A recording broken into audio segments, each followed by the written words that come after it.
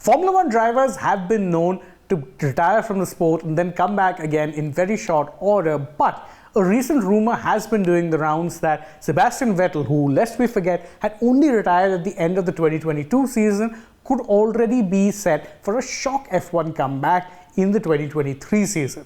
Confused? Well, don't be, because this isn't just a rumor. It's a rumor that has in fact been fed and spread, at least partially, by the Aston Martin F1 team himself, which was of course the team that Vettel last drove for before calling time from the sport. So how credible exactly is this rumor, and why exactly is it that fans are so excited for it, especially considering the fact that Vettel just walked away and you barely actually have any time to miss him, given that, again, the gap between him retiring and him coming back is very, very small. We'll be getting into all of that now, but first let's talk about what exactly has fueled this rumor in the first place. Now, it is worth noting that as things stand, Aston Martin have started this particular season, at least in pre-season, a driver short. Why? Because Lance Stroll had actually suffered an accident during a bicycle session, and he ended up missing out on pre-season.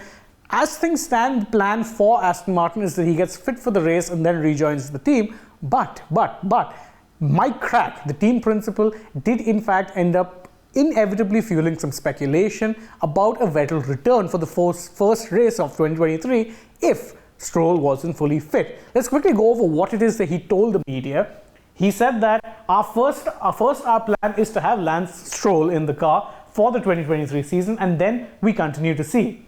You can ask me 5 times, we have not made a final decision. At least that's what Crack said initially, because if you go over what he then said thereafter, you'd realize that he did in fact end up changing tack, and you'll understand why exactly it is the rumors linking Vettel with an F1 return came back.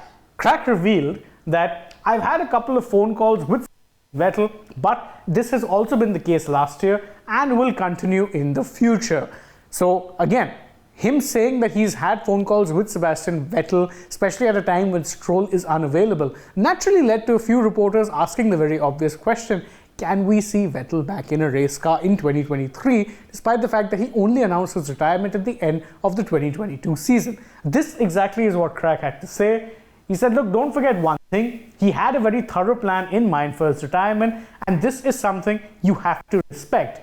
Let's see what happens. That last part is why fans are still very much holding out hope, because as he said, let's see what happens. There is no way that anyone reading this will think that, he's totally shut the door on a return. And Crack does make it seem very, very clear that yes, maybe he might come back, maybe he won't, because what is even more important is that when Crack was pressed on by journalists to actually confirm or deny whether or not Sebastian Vettel would in fact be in the seat come the next week, he just said very simply, I cannot tell you. So, as I said, stranger things have happened in the world of F1, and in fact F1 is one of those sports where a lot of drivers have retired, then come back. You've seen it happen even in recent memory, but there's a very interesting reason as to why exactly it is that fans were extra excited at the prospect of a Vettel return for 2023, aside from, of course, the obvious point of a 4-time world champion coming back to the sport.